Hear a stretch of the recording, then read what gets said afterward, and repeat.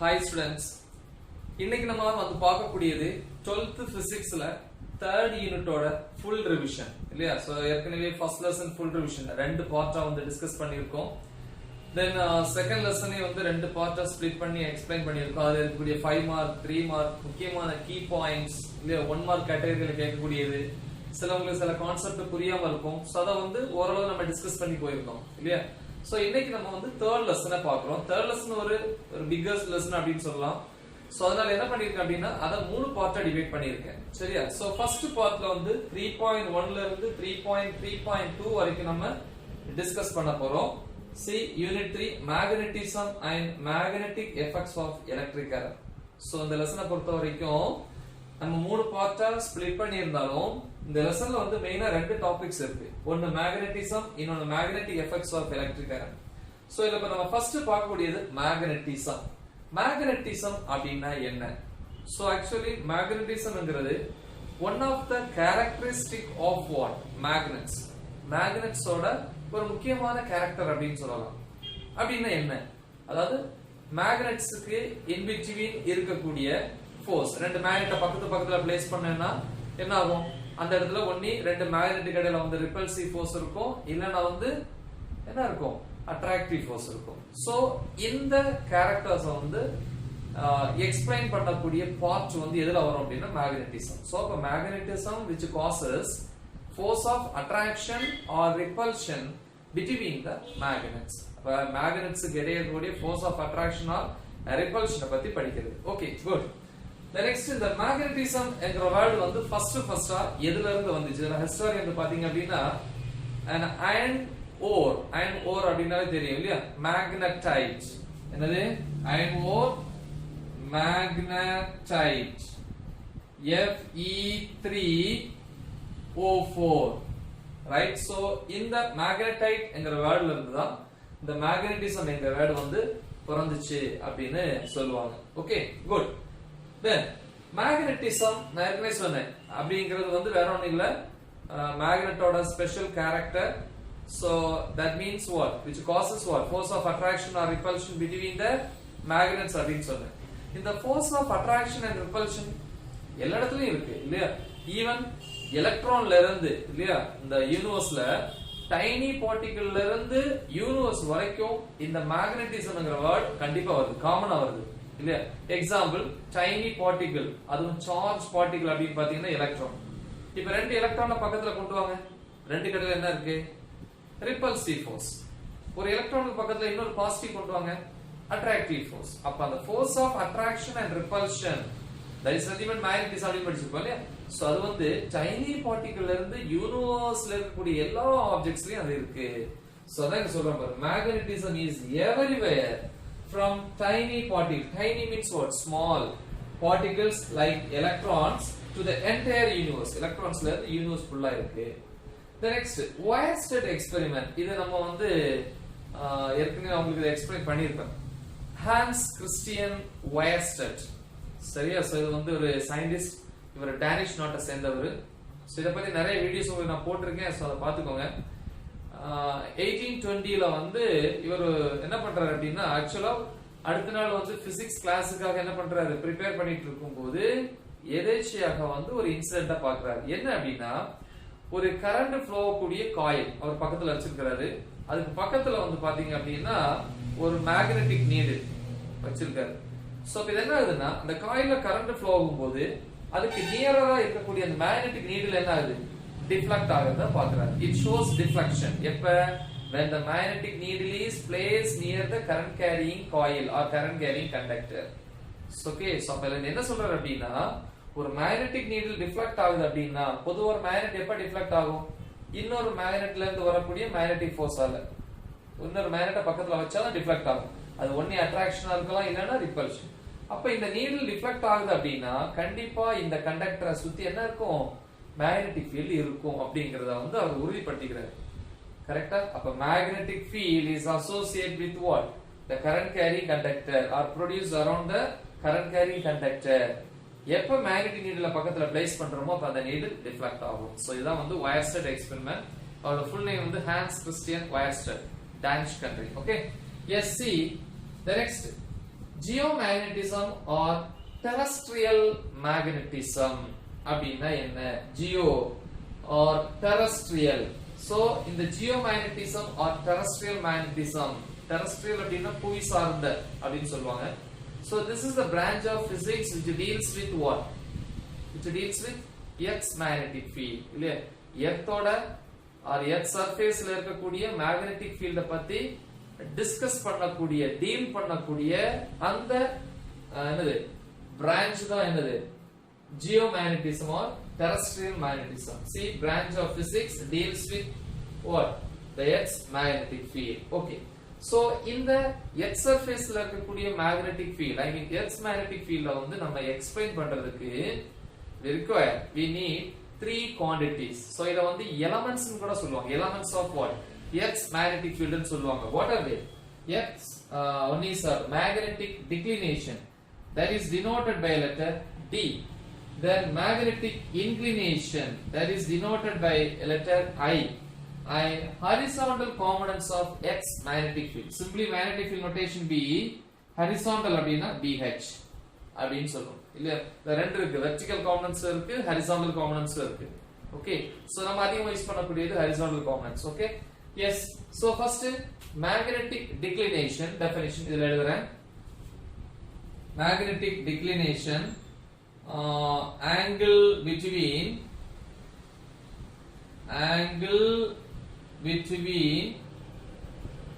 magnetic meridian and geographical meridian. Okay, angle between magnetic meridian. Meridian அப்படினா தெரியும் இல்லையா? magnetic meridian தமிழ்ல வந்து காந்த துருவ தளம்னு சொல்லுவோம். துருவம் அப்படினா என்னது? போல். ஓகே, தளம் அப்படினா plane.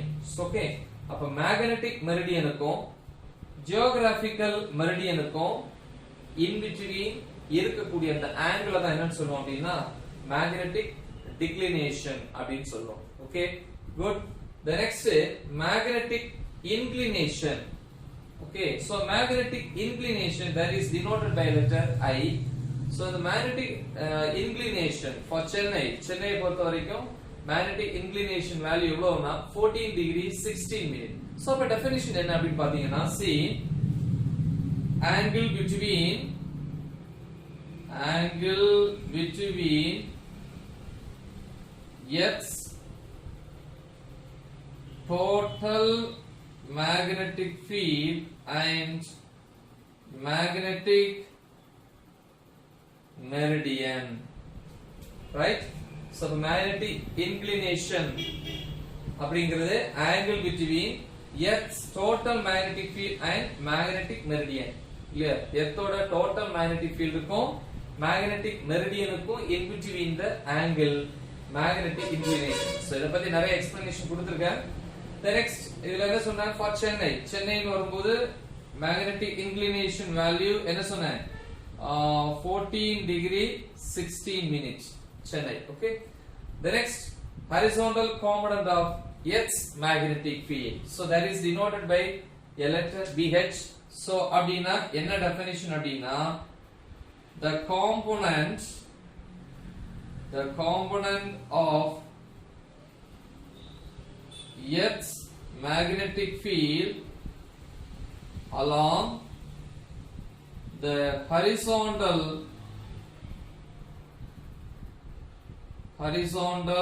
direction in the magnetic meridian, right? See, the component of Earth's magnetic field along the horizontal direction, அதான் VH, along the horizontal direction எங்க? in the magnetic meridian. magnetic meridian ல எர்த்தோட magnetic field ஓட total magnetic field ல உள்ள அந்த horizontal component என்ன சொல்லுவோம் அப்படினா, I mean அந்த horizontal direction ல இருக்கக்கூடிய அந்த part என்ன சொல்லுவோம் அப்படினா horizontal component of Earth's magnetic field அப்படினு சொல்லுவோம். ஓகே, சோ இந்த மூணு quantities வந்து தேவை எர்த்தோட magnetic field வந்து explain பண்றதுக்கு. சோ நிறைய வீடியோஸ் போட்டுருக்கோம். The next basic properties of magnets. Magnets ஓட basic properties என்னன்னு பாத்தீங்கன்னா, first one magnetic dipole moment. So that is denoted by a letter PM, magnetic dipole moment. That is a vector quantity. Do you know the definition? Formula theni first lesson la padichirukom. Electric dipole moment enna formula padichom?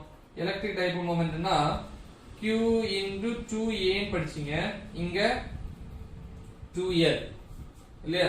அதே மாதிரி அங்க வந்து normally electric charge, இங்க இது magnet, அதனால magnetic charge QM. அப்ப இத எப்படி சொல்லுவீங்க? The product of the magnitude of magnetic charge, right? Magnetic charge இல்லையா? அதாவது ஏதாவது ஒரு சைடு, ஒரு மேக்னெட் இருக்குன்னா ரெண்டு சைடுமே மேக்னெட்டிக் சார்ஜ் இருக்கும்.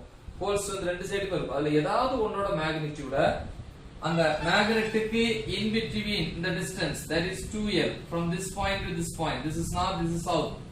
Otherwise this is south, this is north. இந்த ரெண்டுக்கு இடைப்பட்ட distance 2L. So இந்த போலோட மேக்னெட்டிக் சார்ஜ் QM, இதோட charge QM, magnetic charge or அத போல் ஸ்ட்ரென்த்னு சொல்லுவாங்க.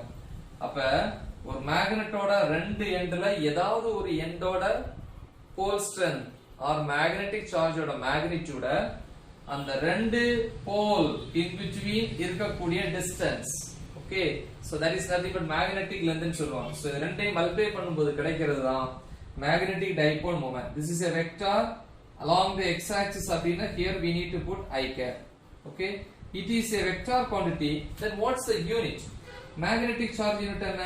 Ampere meter, length க்கு meter. So ampere meter square is the unit of magnetic dipole moment. Second one இல்லையா? So basic properties, magnets ஓட basic propertiesல second one magnetic field. First lessல electric field னு படிச்சிருப்போம். electric field என்ன formula படிச்சோம்? electric field force experienced by an electric charge or test charge அப்படி படிச்சீங்க. இங்க இது magnetic field ஃபார்முலா அப்படியே சேஞ்ச் ஆகும். That is denoted by letter B. So magnetic field B is equal to first lesson electric field vector, force vector. இங்க magnetic field vector, so force vector, force experienced by an electric charge first lesson. இங்க magnetic charge, அப்ப F vector by QM. இது Q, இது QM இல்லையா? so the value என்ன கொடுத்திருக்கலாம்? 1.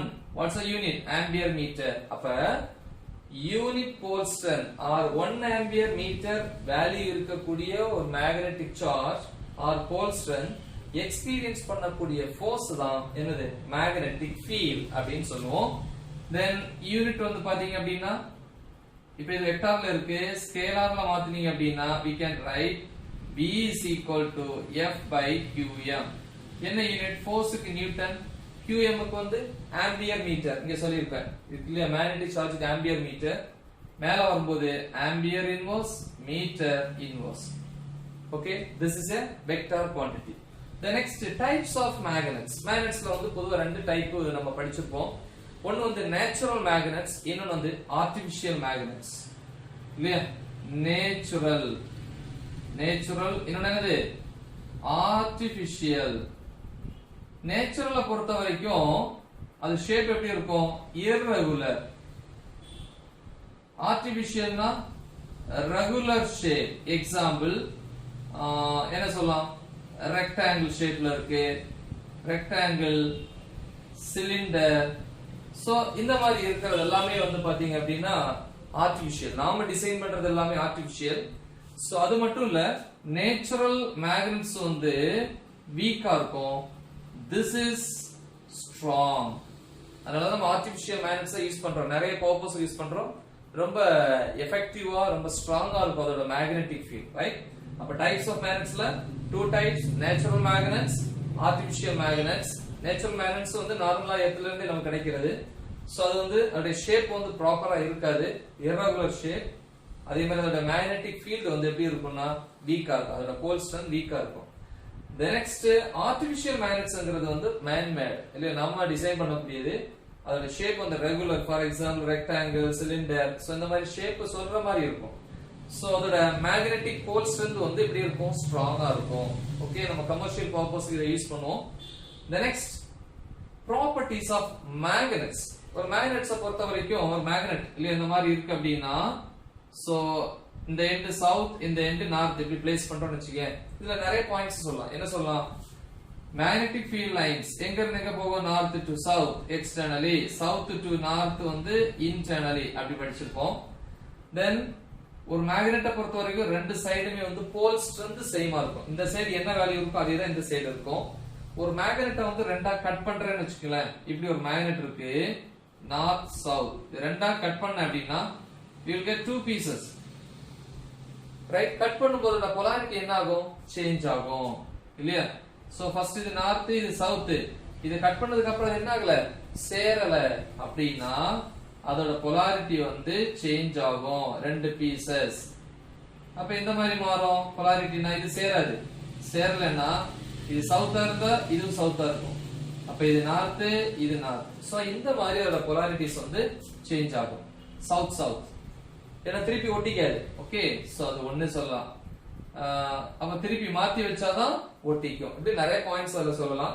அதே மாதிரி வந்து ஒரு மேக்னெட்டை வந்து நம்ம சஸ்பெண்ட் பண்ணி விட்டோம் அப்படின்னா எப்படி இருக்கு எப்பவுமே நார்த் சவுத் டைரக்ஷன்ல தான் நிக்கும் freely suspended magnet okay then magnetic flux that is denoted by letter phi b first lessல electric flux phi e ன்னு படிச்சோம் என்ன டெஃபினிஷன் அங்க படிச்சீங்க electric flux phi e is equal to total number of electric field lines crossing through the given area ஒரு குறிப்பிட்ட area வழியா travel ஆகக்கூடிய electric field lines என்ன சொல்லுவீங்க electric flux ன்னு சொல்லிருப்போம் formula E vector dot A vector அப்படினு படிச்சிருப்பீங்க இங்க ஃபார்முலா அப்படியே மாறும் B vector dot A vector அங்க electric field lines இங்க magnetic field lines அப்ப டெஃபினிஷன் எப்படி சொல்வீங்க the total number of magnetic field lines crossing per unit area right crossing per unit area இல்லையா total number of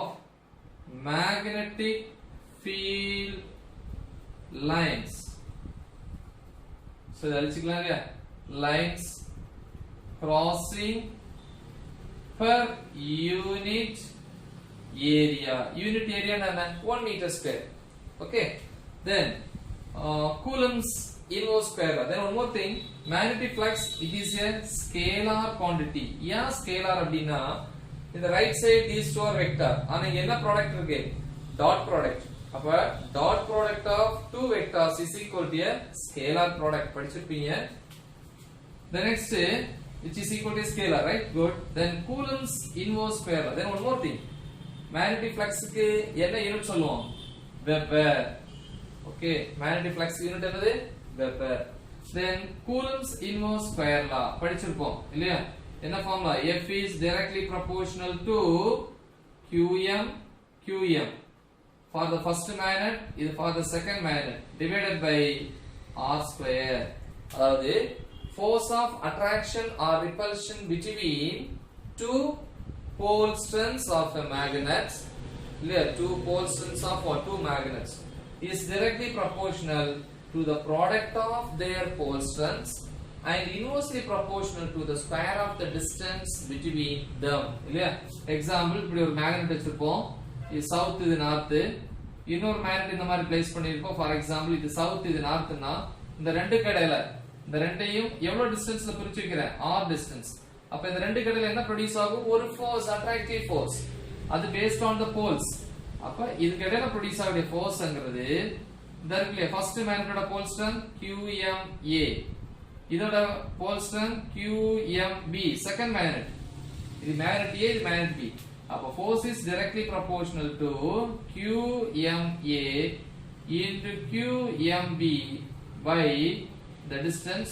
r square so அப்படிதான் வந்துச்சு இது வெக்டார்னா இங்க வெக்டார் போட்டா இங்க vector unit vector the value is 1 then magnetic field due to magnetic dipole axial line படிச்சிருப்போம் first லெசன்ல இருக்கும் அது electric dipole இது magnetic dipole or bar magnet தான் ரெண்டு போல் இருக்குல அதான் magnetic dipole ஃபார்முலா படிச்சிருக்கேன் நினைக்கிறேன் total magnetic field B is equal to first lesson உள்ள அதே மாதிரி ஃபார்முலா தான் என்ன வரும் mu naught by 4 pi into 2pm vector by r cube so okay so then equatorial line B vector is equal to mu naught by 4 pi into minus pm vector by r cube அப்ப இதை விட இது 2 times அதிகம் அப்ப axial line உடைய magnetic field என்கிறது magnetic field of what? Axial line which is equal to 2 times of the magnetic field where? In the equatorial line, right? The next, torque experienced by a magnetic dipole. ஒரு magnetic dipole அல்லது ஒரு magnetic needle அல்லது ஒரு bar magnet வந்து uniform magnetic ஃபீல்ட்ல place பண்ணோம் அப்படின்னா, இது பார் மேக்னெட், இந்த இடம் சவுத், இது நார்த், பிளேஸ் பண்ணோம் அப்படின்னா இந்த இடத்துல ஆக்ட் பண்ணக்கூடிய ஃபோர்ஸ், இங்க ஆக்ட் பண்ணக்கூடிய force opposite direction, but the value same, so they are cancel. இப்போ இந்த ரெண்டு ஃபோர்ஸும் ஆப்போசிட் டைரக்ஷன்ல டிராவல் பண்ணுது இல்லையா? இது ஒரு magnetic force. F is equal to formula இதா இருக்கு, BQM வெக்டார். இங்க அதே மாதிரி என்ன வரும்? F vector is equal to minus BQM vector. Both the values are equal, but see the direction is opposite, so total force 0. ஆனா அங்க என்ன ப்ரொடியூஸ் ஆகும்? டார்க் ப்ரொடியூஸ் ஆகும். என்ன formula? Torque tau is equal in vector PM vector into V vector. First லெசன்ல என்ன வரும்? P vector into E vector. So இத ஸ்கேலார் எழுதும்போது PM B sin theta. First லெசன்ல P E sin theta அப்படினு வரும். எப்ப டார்க் மேக்ஸிமம் இருக்கும்? எப்ப θ இந்த ஆங்கிள் இருக்கு இல்லையா, இதுதான் θ.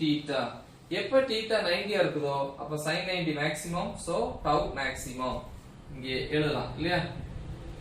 எப்ப மேக்ஸிமமா இருக்கும்? tau மேக்ஸிமமா இருக்கணும் அப்படின்னா θ 90 இருக்கணும், அப்ப PMB.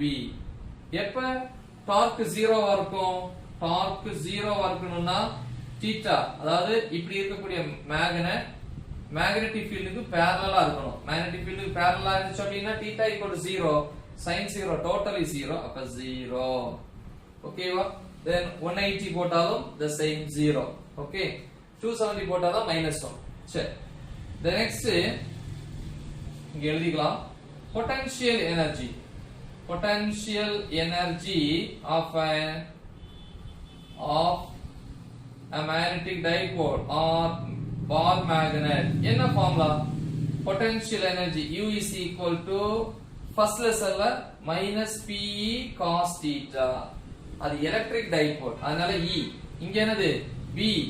அதே மாதிரி அங்க வந்து எலக்ட்ரிக் டைபோல் மொமெண்ட், இங்க மேக்னெட்டிக் டைபோல் மொமெண்ட். சோ இப்படின்னு இதுல வரும். ஓகேவா? சரி, எப்ப இது மேக்ஸிமமா இருக்கும்? தீட்டா இந்த இருக்குல, இதே டயகிராம் நாங்க யூஸ் பண்ணிக்கலாம். தீட்டா 0வா இருக்கும்போது, தீட்டா 0வா இருக்கும்போது cos 0 வேல்யூ என்னது? 1. அப்ப தீட்டா 0வா இருந்துச்சுன்னா எனர்ஜி மினிமம் யா மைனஸ் PMB. cos 0 வேல்யூ 1, மைனஸ்ல இருக்கு மினிமம். சரி, செகண்ட் தீட்டா 90 ல இருக்கும்போது அப்ப பொட்டன்ஷியல் எனர்ஜி 0. ஏன்? cos 90 0, totally 0. எப்ப மேக்ஸிமமா இருக்கும்? தீட்டா 180 ஆ இருக்கும்போது energy is maximum. why? cos 180 value -1, minus into the minus plus, so PMB. okay, so the next இதுல நம்ம லாஸ்ட் டாபிக் பார்க்க போறோம். என்ன அப்படினா TG, tangent galvanometer based on tangent law. tangent law அப்படினா உங்களுக்கு தெரியும் இல்லையா? நார்மலா மேக்னெட்டிக் ஃபீல்ட் இல்லையா? சோ இது வந்து காயில், ஒரு காயில்ல வந்து கரண்ட் ஃப்ளோ ஆகும்போது ப்ரொடியூஸ் ஆகக்கூடிய magnetic field B and Earth's horizontal magnetic field, that is BH. இந்த ரெண்டுக்கு இடையில வந்து ஒரு நீடில வச்ச அப்படினா, ஓகே, நீடில வச்சிருக்கிறேன். எப்ப இந்த ரெண்டு மேக்னெட்டிக் ஃபீல்ட் ஒண்ணுக்கு ஒண்ணு பெர்பெண்டிகுலர் ஆக்ட் ஆகுதோ அப்ப அந்த மேக்னெட்டிக் நீடில் டிஃப்ளெக்ட் ஆகுது. டிஃப்ளெக்ட் ஆகி அது ரெஸ்ட் பொசிஷனுக்கு வரும்போது it will come to the rest எங்க? in the resultant of two field. அந்த நீடில் அந்த ரெஸ்ட்க்கு வரும்போது இந்த ரெண்டு ஃபீல்டுக்கும் ரிசல்டன்ட் இதுல இருக்கும் அப்படின்னு படிச்சிருக்கோம். சரி, அது டான்ஜென்ட் லா. எதுக்காக டான்ஜென்ட் கால்வனோமீட்டர் யூஸ் பண்றோம்? ஒரு சர்க்யூட்ல ஃப்ளோ ஆகக்கூடிய கரண்ட வந்து மெஷர் பண்றதுக்கு யூஸ் பண்ணக்கூடிய டிவைஸ் டான்ஜென்ட் கால்வனோமீட்டர். அது ஒரு ஃபுல் வீடியோ போட்டிருக்கேன், ஒரு நல்ல ஒரு எக்ஸ்பிளனேஷன் கொடுத்திருப்பேன், நீங்க அதை பாருங்க பிளேலிஸ்ட்ல போய். ரைட், நமக்கு பிராக்டிகலுக்கும் அந்த டாபிக் இருக்கு. ஓகே, சோ இதோட முக்கியமான டாபிக் முடிஞ்சு. டிஜியை பொறுத்த வரைக்கும் ஒரு காம்பஸ் பாக்ஸ் இருக்கும், அதுல வந்து பாத்தீங்கன்னா 0 இந்த இடத்துல 90, இங்க 0, இங்க 90 இப்படி கொடுத்திருப்பான். So overall 360 degree, but 4 quadrants வந்து என்ன பண்ணிருப்பான், பிரிச்சிருப்பான். சோ இப்போ இந்த நீடில் ரிஃப்ளெக்ட் ஆகுதுன்னா நீடில் இப்படி இருக்குன்னா இந்த இடத்துல என்ன வேல்யூ, ஃபார் எக்ஸாம்பிள் 45 னா இங்கேயும் 45 இருக்கணும், ரைட்? அப்ப ரீடிங் 30 to 60 குள்ள இருக்கணும், பட் 45ங்கிறது வந்து most sensitive value. So overall நம்ம டிஸ்கஸ் பண்ணிருப்போம். நல்லா பிராக்டிஸ் பண்ணுங்க, உங்க ஃப்ரெண்ட்ஸ் கிட்ட ஷேர் பண்ணுங்க. சோ பார்ட் 2 வந்து நம்ம நெக்ஸ்ட் கிளாஸ்ல பார்ப்போம். Okay, all the best, thank you.